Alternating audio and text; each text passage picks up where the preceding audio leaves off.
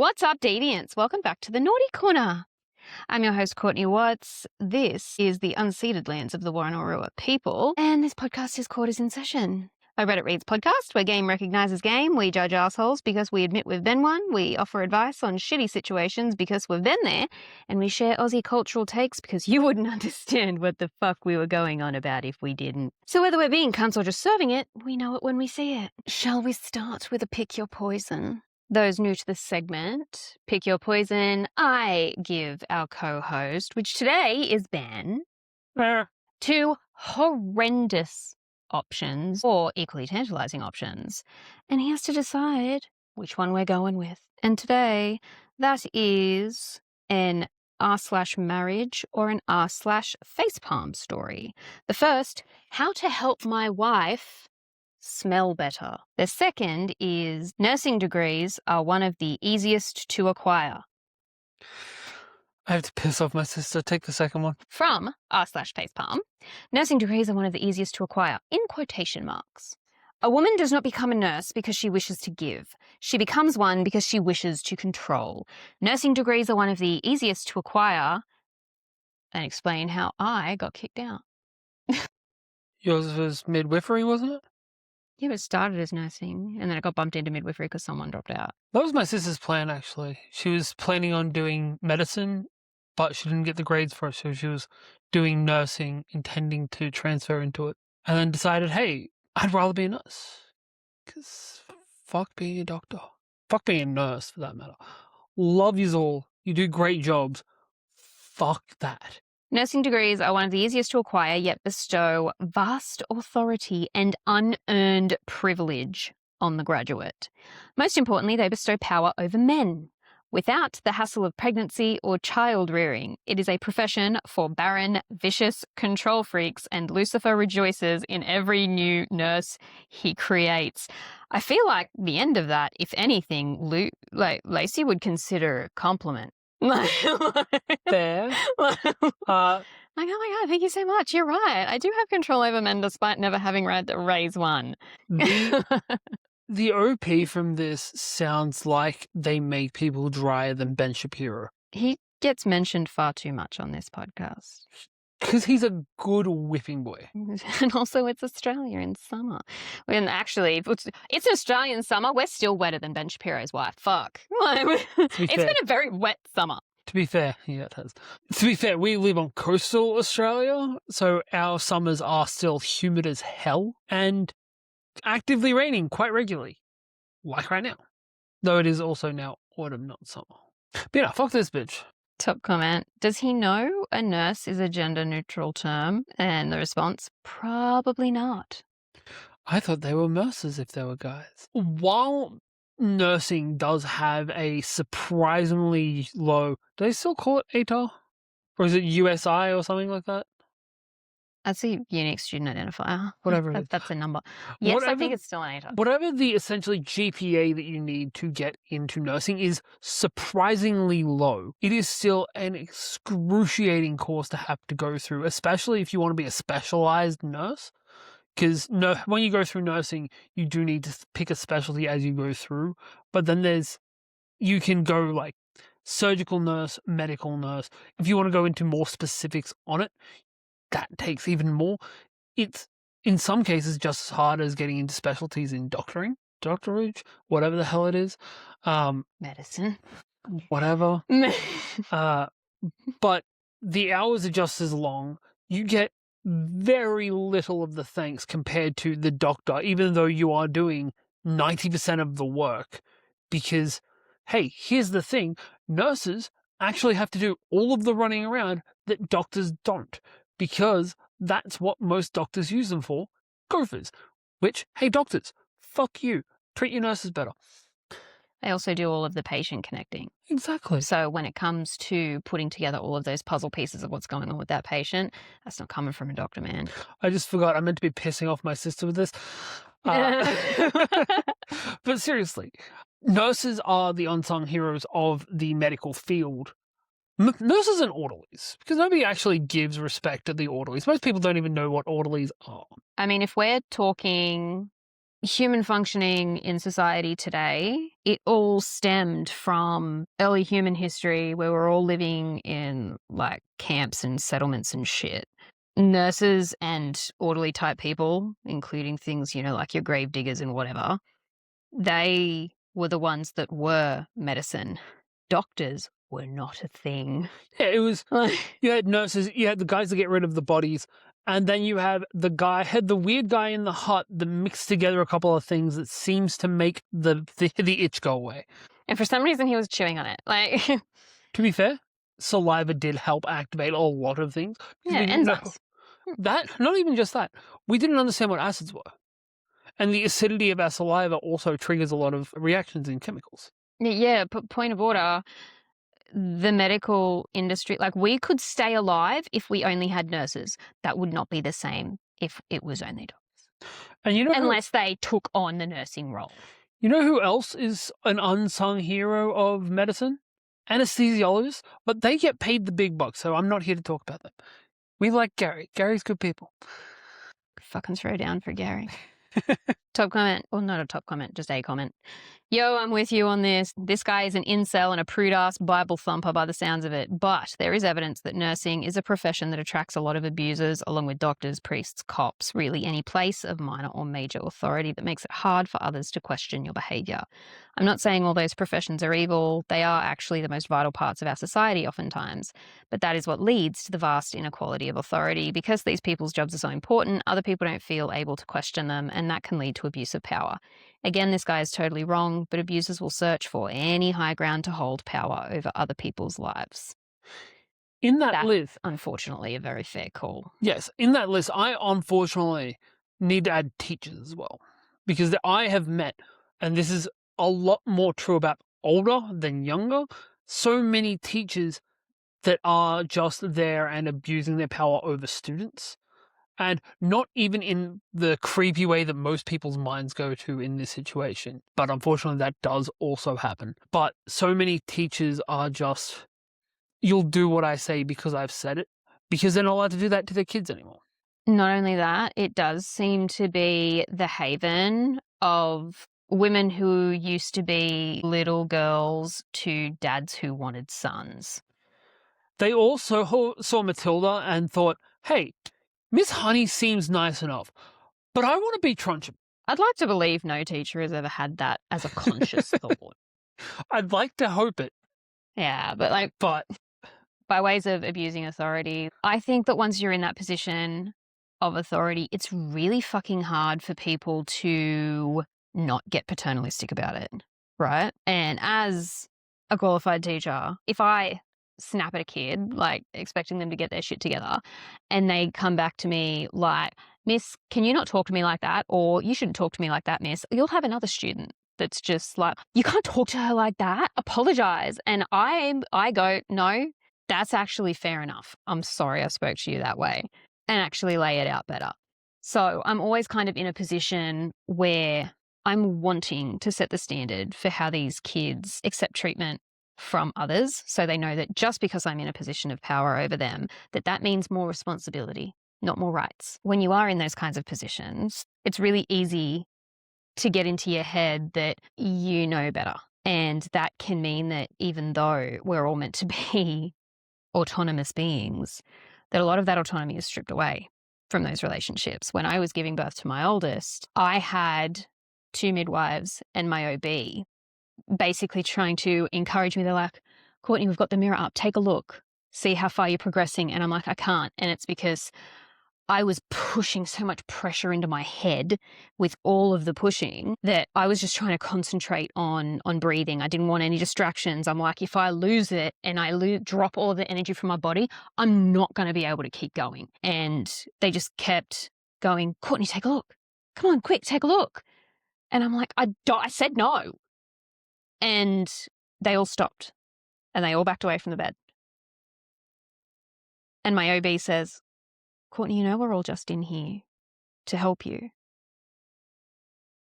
And in that moment, they had literally all extracted their care from me while I was fucking crowning.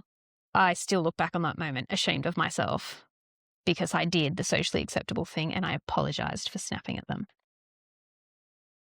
saying, I'm sorry, I'm really trying to concentrate here. And then, because I had lost all of that momentum from my body, I had to find a way to rally again to get through those last couple of pushes to get my son out. And I know that in that moment they thought that they were doing the right thing, that for whatever reason they had it in their minds that it was a moment I didn't want to miss, that I wanted to see my crowning badge in a mirror. What I wanted in that moment stopped mattering over how what they thought was best in that moment. And it's just a really easy thing to fall into when you're in that kind of position of power.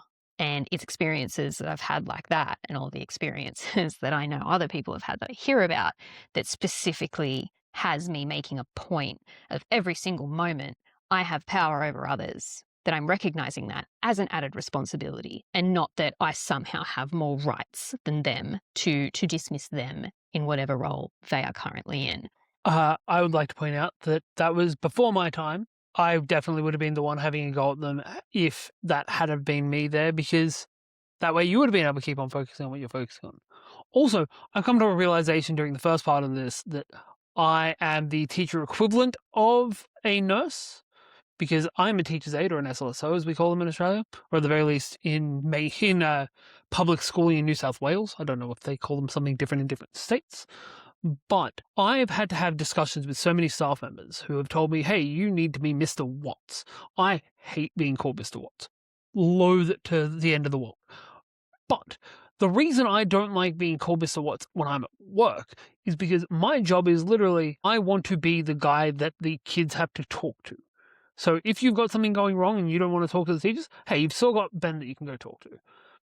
And it makes it so much more difficult to have that ability when another person has come in and told you, hey, we need you to have a strict separation, and that separation is your name. And whenever I work at a school where I'm told, hey, you have to go by your last name at this school, the first thing I do is I find out who my targeted kids in every class are going to be, and I call every last one of them by their last name.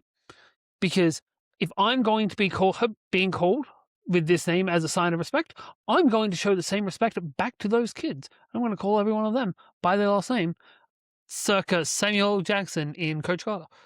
Yeah, it's kind of like that same contrarian little bitch energy where we get super spiteful when it comes to transphobic people who won't use their chosen name. So we start like full naming them. Legal naming. Yeah. So it's like, oh, I go by this, and it's a nickname of their full name. And so we use their full name because, well, if you don't give a shit about what the trans kids want to be going by, then why the fuck should we care that you want to go by a nickname? Because it's literally the same fucking thing. Hello, Mrs. Cunt. It might not be your actual name, but it's your identifier. The next segment we have is TUMBLR time, which is funny shit I find on TUMBLR. Self-explanatory, but just in case you haven't been here. It is titled, I Love My Appendix of Choice. It is a tweet by Casey Grimm at a couple of nerds with a 3 for the E in nerds. In air quotes, you've only got one family. Yeah, you've only got one appendix too, but when it fucks with your health, you cut that bitch out of your life. Disagree wholeheartedly about only one family, because you've got your biological family, fair enough, but you can keep your family and just exercise the corrupted part. You can keep what's left of it and fuck that part right off. If it is your direct family, so your siblings, your parents, as soon as you are able to safely extricate yourself from that situation, because I know there are some people that are legally having to stay with the families, you take care of that. And if you've still got dope-ass cousins, you still hang out with your dope-ass cousins.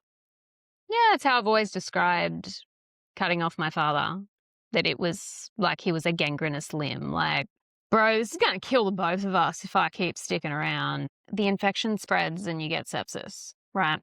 On the flip side, you also have chosen family, because, hey, your people are still your people. My family are my brothers. I do actually have a biological brother. I see him about once every 4 years. It's been a lot more recently, but there's been bad circumstances around that. But I have 3 guys that I consider my brothers and have since I was 11-ish. If shit hits the fan, I'm not calling my mother, I'm not calling my sister, I'm calling my brothers. Because they're the ones that I'm going to trust to actually be able to help me with things. What? You just said 3, and now I can picture Jono, Matt, Brent, Josh, Taylor. Like, I'm picturing the entire group going to be like, all right, we need to figure out which fucking 3 he's talking about. They don't need to. They already know. Like, yes. I can just picture, like, one of them sitting there like, I just need to top Matt out of that top position. It's mine. Look, there have been others that have grown our social circle over the years, but I have had 3 to 4 guys that have been around me my entire life. And on that regard, if one part of your chosen family turns toxic, you can also cut that piece of shit out of your life like a tumor as well, as we've had to do in the past, unfortunately. No, yeah, or you can do what you can to pump antibiotics out into him to see whether or not that fixes it. But worse comes to worse, knife solves most problems. So does a wood chipper. I feel like a wood chipper solves every problem. Yeah. I mean, shit, a wood chipper could solve climate change if you use it right. I feel like a wood chipper only makes worse climate change. That depends on what you're putting in the wood chipper, Ben. Yeah. That's kind of my whole point of what I was saying. We don't need a guillotine for the billionaires. You're going to need a lot of wood chippers. I don't know. I feel like if we could redistribute the wealth of like the top 10 billionaires, like a wood chipper could take down 10. Especially if it was big enough wood chipper. Like Bobby's wood chipper from Supernatural, it could take 10 We've billion. got to get enough people. It's not the 10 billionaires you got to get in there, though, because you've got a lot of people to get through before you get to those billionaires. Well, no, again, I'm talking in an ideal world where we're using wood chippers for that purpose. That's not the logic of actual real life semantics is not at play here. So that tweet from Casey Graham, that was screenshot and put on white people Twitter, Tumblr. So following up to that, Solitaire Lee, let's just recap that. You've only got one family. Yeah, you've only got one appendix too, but when it fucks with your health, you can cut that bitch out of your life. Solitaire Lee responds, also, you can just get a new one. I mean, I wouldn't recommend getting a new appendix if they took yours out. Like, it was kind of superfluous in the first place, and I can't imagine another one would help. Another follow-up from Solitaire Lee. A family. You can get a new family. I must clarify, you cannot get a new appendix. You can get a new family. You can also get a new wood chipper. And technically, you can get a new appendix. It's not recommended.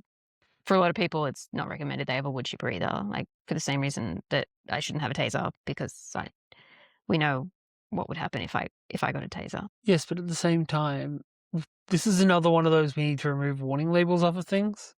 If somebody manages to get a wood chipper and fucks themselves up on the wood chipper because they're being a dumbass, that's just natural selection. Next up on Tumblr time, the Fae are radioactive. That tracks. So, from Savron M, suddenly struck by the idea for a piece of world building of Fae don't like iron because it is the most stable element, as in elements higher you can extract energy via fission, and lower you can extract energy via fusion, but iron itself, there is no excess binding energy to extract at all. I love that this implies Fae would fucking love unstable isotopes. You can't go in nuclear fallout zones. That's where the Fae live. You see my vision. I hate that my brain's going this way. If that was the case, they'd love gold. Because they'd hate gold. Because gold is the most stable element on the planet. It is impossible to corrode. It does not react with any other element. Silver to a lesser extent as well. It is physically unstable, though. Not true.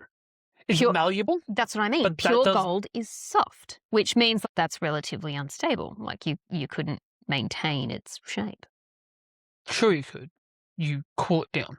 If you cool it down, it will solidify harder. Still would be malleable. Not really. But also, we're talking about chemically stable or unstable. I know, but you brought up gold, something outside of this, and so I brought up something else too. I'm bringing up gold because of them saying that iron is the most stable element. Gold, Iron is not. Iron does react with a lot of things. So it can be affected by covalence bonds, which is how Literally impacted just sitting in open fucking air. that's how it works. Because iron likes giving away things. In doing so, gives away its energy. So iron, not really that stable an element, unlike things like gold and silver and your higher order metals. I think based on what Severin was saying, she's specifically describing from a nuclear viewpoint, like your fission versus fusion, as opposed to just but also existing. You can fuse iron. This is what happens inside of suns. So eventually a sun will get to iron dense, and that's how we end up with red giants. And then it will fuse the iron inside of it into higher order metals. Insert the meep gif here. Meep. Words. Yep. Yep. Since we're on Tumblr, this is thanks Science Side of Tumblr. But also, I like the idea that fairies actually really do like stable elements, just because I would love neon fairies. And since you're... I feel like when you picture a fairy and they're glowing, like, that's literally just Mr. Burns from that episode of Simpsons. And that would be radioactivity. But it could also just be neon. Like, they naturally produce neon as they're flying around, which is why they leave behind sparkle trails. What pixie dust is. It's either that or radioactive flakes. So maybe that whole I do believe in fairies, like, are the fae giving people cancer? Well, it's I do believe in fairies is restorative, but there's no such thing as fairies. Takes away their protection from the radioactivity, and it's why they die so quickly. Last one for Tumblr time. The grass is greener where you grow it. Again, this is just a Tumblr thread, but it starts throwing cat shit everywhere might also help. Yeah, it can. Noah. Stop telling yourself the grass is greener on the other side, because it's not. It's greener where you water it. So take control of your life and start watering your own pastures and grow your own greener grasses. Monoquill responds, fuck grass, clover is nitrogen-fixing legume and dandelions are super useful. Be the weeds. Grow on concrete in defiance of those who would thwart you. Luminous Lily 12 responds, it's also greener where you bury your body. That's again because of the nitrogen enhancement. Finally, the AJ Universe. This post really goes for a ride. It does, and I'm here for it. Can fucking give you whiplash if you're the right person, but all of this, I'm like, yes, you're all my people. Yeah. It's also, the clover thing is why between grow cycles on farms, you will see a lot of clover grown on the field because it will help renitrogenise. It would also probably kill any other weeds that are growing there, so when the clover comes up, it's a fresh field with nothing else that could potentially, like, strangle any growth of whatever crop's growing next. Potentially, but also because clover is a really invasive weed. It will strangle out most things. You basically have to rip the entire field of clover out anyway, so it doesn't... Well, I was going to say, like, if you were... It doesn't really matter too much on if other weeds are growing there or not, because we're ripping it out. The only downside to other weeds, that there are some weeds that will add extra chemicals outside of nitrogen to your fields, such as there are some plants that will end up with a higher sodium count, which will act as almost like a bleaching agent, making it harder to grow crops. Interesting. Top comment here. Fun fact, grass is greener on the other side because grass is slightly translucent, meaning the further away you are, the lower your angle of viewing, the more grass the light passes through before hitting your eye, and therefore, the more green it appears. It's also greener if you're looking through polarized lens. Response to that. Now, if that's not a metaphor on the futility of chasing perfection, then I don't know what is. Well, fun. On to the next segment, Q&A got cancelled. So we have some question posts that because Australian ABC's Q&A got cancelled, we're the jackasses left to answer the questions. The first is, does Australia really have more mental health problems than other countries? No, we're just louder about it. I am going to put this up so you can all see it, but this is the graph. Most mental health problems are most prevalent. You've got Australia sitting at 43%, the US sitting at 41%, Britain sitting at 38%, Canada sitting at 37%, Denmark 32%, Brazil 29%, India 23%, France 21%, Japan 21%, and China 14%. This is very surprising to me. I wouldn't think there'd be enough people reporting in America to make it 41%. In America? Yes. because every time somebody is calling out with their mental health shit, they're getting so much ridicule from what I've seen. Yes, that is the case, but we're talking about like research collection. Okay. So if you're actively seeking out this data and asking it of people, then you are more likely to get it. And in all of these white nations, given that the ivory tower of academia is white Western institutions, then you are more likely to be getting more research coming out of those countries, which would partially be connected to those higher rates. It's also surprising that 21% of the Japanese were saying they had them because it is not an accepted thing in Japan, or China for that matter. And that's part of the reason why research protocols include things like privacy and confidentiality, anonymous data, blind data, so people can feel free to report knowing that their identity is protected and that however it's reported, it's not going to be linked back to them.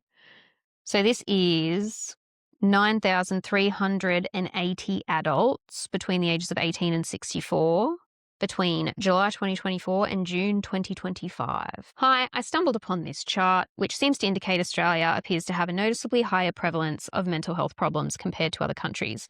We have sunshine, oceans, good food, etc. What do you think may be the reasons? Are Australian people actually struggling more with mental health issues than people in other countries? Are people here more critical of the state of their mental health? Does it have something to do with the state of economy or things in society? So, for starters, research is one of Australia's highest exports, right? That Not research specifically, but intellectual property. So that is like research, our entertainment industry, creative endeavors, things like that. The fact that we are doing more research in this area means we are likely to be having greater results in these areas. Not only that, but Australia is a world leader in certain types of research. For example, we have the highest concentration of autistic academics studying autism here. So our autism stats, when it comes to the research that we're putting out, is significantly higher than a lot of other countries. Another thing would be the fact that Australia does have a very lax and casual conversation style here. We can throw things out there a lot easier. We also tend to have darker humor. So we'll be able to kind of let it out about if we're doing shit, but in a way that we're just kind of laughing it off like it's not that big of a deal. That is a serious issue because that kind of desensitization means that we're laughing off a lot of serious issues that actually need to be addressed. That, yeah, it's the mix of the cultural landscape allowing us to be able to kind of say things regardless of whether or not we're coming across like we're taking it seriously, and the fact that we are one of the biggest research hubs in the world. And the more you go looking, the more you're going to find.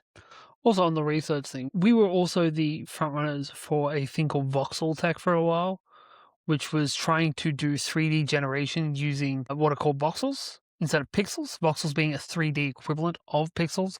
And they actually just realized, hey, it's cheaper and more efficient to just generate everything with pixels. But the other thing towards our willingness to put these things forward, or if not willingness, part of the reason why we have so many mental health issues, when you've grown up being told you live in the best country in the world because of, like, you're in the sunniest country, everyone should be the fittest, beach-goingest person in the world, you're going to end up with mental health issues because that's like being told when you grow up you should be Barbie.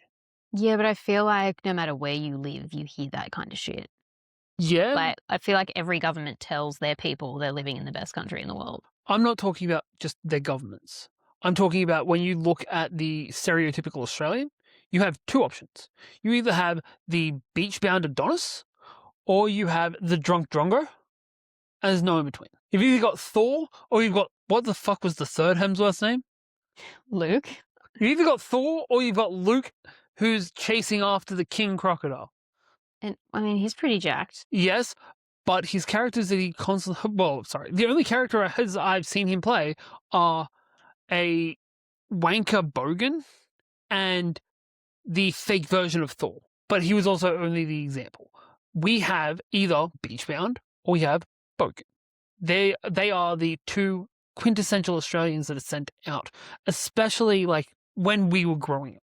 Or Blackfella. That's why I specifically said when we were growing up, because when we were growing up, that was shown a lot in Australian media, wasn't shown to the world very much. So most of the media that we consumed about Australia that was sent out to the rest of the world, there wasn't much Blackfella in it. And if there was, he was either comedic relief or he would fit into the Drongo category. Or it was culture mining. Or it was a light-skinned blackfella who they put in there and tried to put in as, hey, he's not actually a blackfella, he's actually just Mediterranean. I can't remember what the movie is off the top of my dome, but I remember them doing it like 15 years ago, and it was an issue because they're like, we have enough Greeks. You could have used a Greek fella to play a Greek fella. You didn't have to put in a Aboriginal fella and try. Anthony's played a Greek. Anthony Brandon Wong. Okay, sorry. Ghost from the Matrix. I thought you meant... He is Chinese Australian. I thought you were talking about Anthony Wiggle. Like, no. I'm pretty sure he is part Greek or part Italian, one or the other. There's definitely a lot of white fella in there. This is why these kinds of stats and images, especially the way media reports on science, always needs to be thoroughly picked apart. Because people think that science is just a straight up noun. Like, this is science, this is fact, this is the truth. And unfortunately, that's almost never the case. Science is a verb. It is an action word. It is something you do. And it doesn't result in fact. It gives us one piece of evidence in a far bigger picture that makes something more or less likely to be the truth. Even something as simple as 5 times 5 equaling 25. Not necessarily, because if it is minus 5 times 5, that's negative 25. And that's not just the answer, because 5 times 5 equals 25, but so does negative 5 times negative 5 also equals 25. Could always be more accurate answers or more equally correct answers than the ones that we've found. And then you've got to place it in the actual context. If you've got 5 chickens living on each of 5 farms, you don't necessarily have 25 chickens if some of those are roosters and have started breeding. All of these factors go into place and people don't think of them. It's just, this is the media reporting on it, that's the fact, and nothing else is questioned beyond that. So just because we're seeing these stats and figures, that doesn't actually mean it's saying what you think it is when you aren't looking at it with the appropriate contextual framing. I'm going to disagree about science being just a verb or just a noun. It's not just in anything. That was kind of my whole point. You need to look at it as capital S, little s. So there is capital S science, which is the definitive, this is the belief, this is what every bit of evidence points towards. And when you get to that, we call it a theory to cover our asses, but it is widely accepted as the truth. But the upside of science is we don't believe like religion. We believe in this thing until evidence comes to disprove it, at which point I will turn on a dime and I will go the other way. On the other side of things, 5 times 5 does always equal 25. If it was 5 times negative 5, it'd be 5 times negative 5, and that's a completely different equation. If you want the proofing of 5 times 5, you want the absolute value of 5, which is a different thing altogether. But you're asking different questions. And also, if you have 5 chickens on 5 farms, even if they are roosters, that's still 25 chickens. I said if some of them were roosters, and therefore there was breeding occurring, then there wouldn't be 5 lots of 5.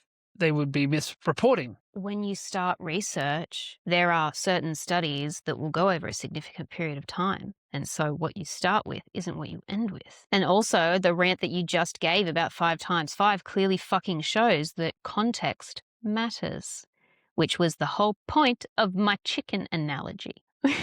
Peacock. All right, last one. Is this why most people have kids? My birthday was Monday, and once again, another year has passed and very little has changed. It's just the wife and I working from home, chilling in the house, doing our thing. Then we eat dinner. Then we watch TV, go to bed. Well, she goes to bed around 12. I'm usually up until 3 or 4 because I don't need much sleep anymore. Start work at 12, get off at 3 or 4, off work from Friday to Sunday. Rinse, repeat, rinse, repeat. I am so fucking bored.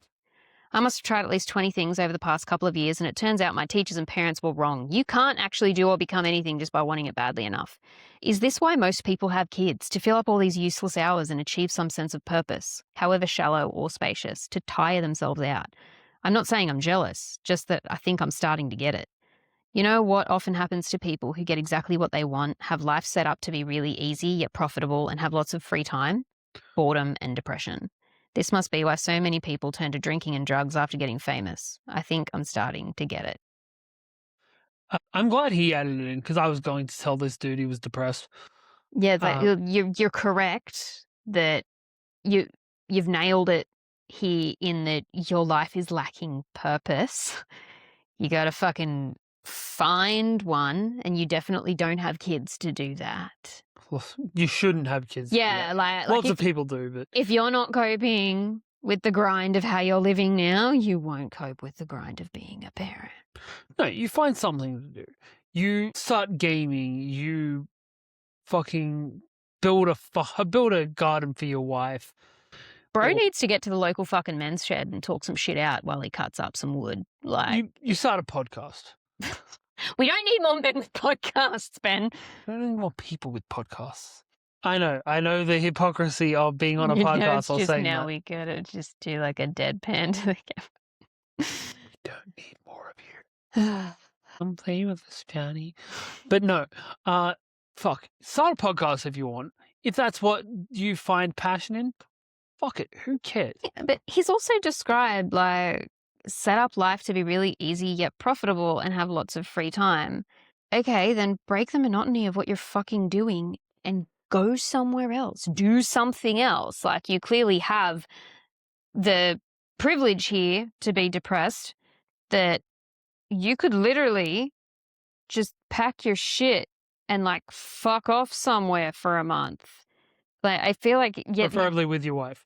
Yeah, it needs a break in the monotony. Yes. Like if you're getting so fucking bored with the same thing day in, day out, do something else. Also, we do not believe that all people with depression are privileged.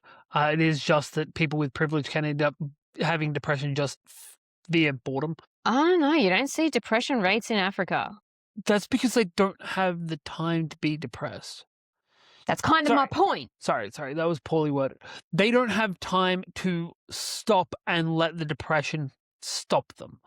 Just because they don't... That's the privilege part. Yes, the letting them stop them is the privilege part. Does not mean they don't have depression. It's also, in a lot of parts of Africa, very hard to report those kind of things. Because the areas where you've got to travel hours to get to a hospital, what do you reckon the chances they've got a psychologist in that town?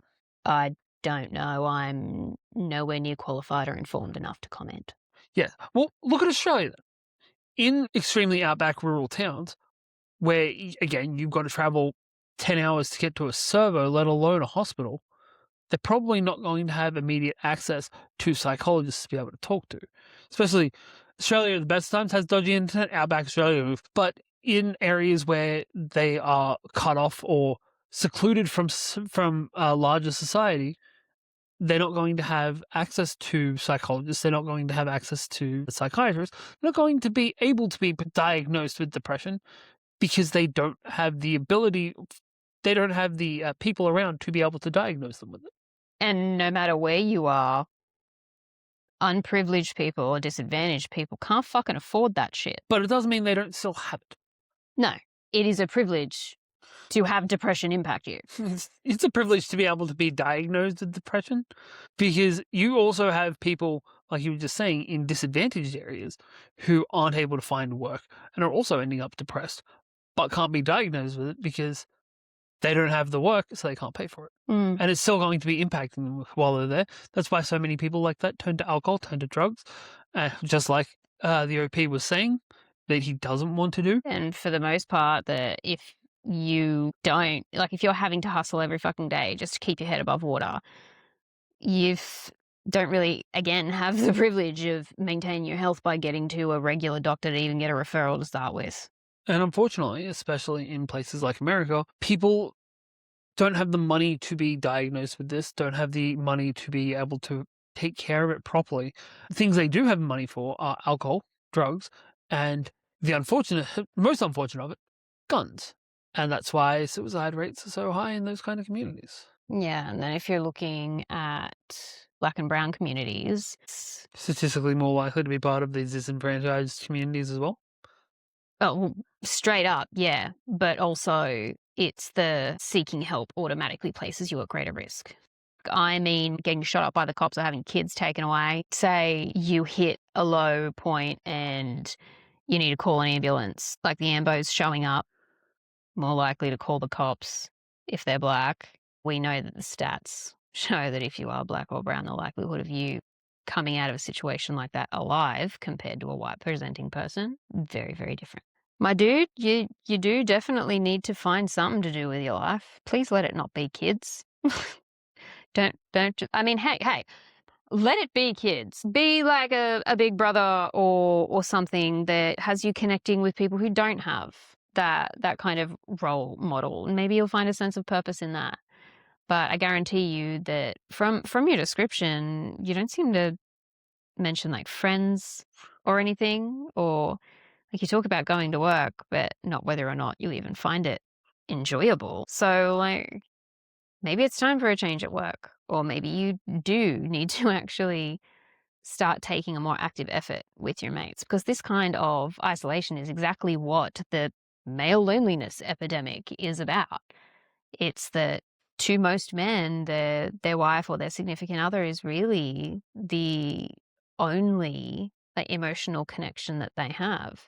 And if they're actually making friends and using those relationships for what they're for, then I don't know, I reckon you'd be in a lot different a place. Yeah, as Jimmy Carr said last week, tell your mates you love them. Even if your mate's response is going to be gay, it will still make everyone feel better in the moment. I love you. I love you. Gay. We'll see you next time in the Naughty Corner. Thanks for joining us for Quarters in Session. Have a good one, guys. Bye.